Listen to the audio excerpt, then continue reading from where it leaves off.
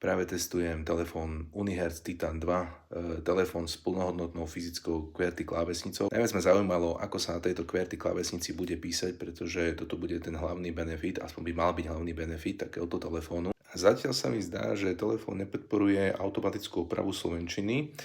Poďme si napísať nejakú jednoduchú poznámku, napríklad pošli ďalej. Klávesnica nám príjemne kliká. Všimnite si, že oprava tu nie je žiadna, ale toto je samozrejme tým, že mám prepnutú angličtinu. Všimnite si, že pridal som si francúzštinu a keď si chcete pridať ešte ďalšie jazyky pre opravu, tak bohužiaľ slovenčina a ani čeština sa tu jednoducho nenachádzajú. Týmto pádom oprava pravopisu nebude žiadna. Môžeme si to vyskúšať napríklad pri francúzštine. Ako náhle si sem kliknem francúzštinu a napíšeme si sem niečo, napríklad, že je suis désolé,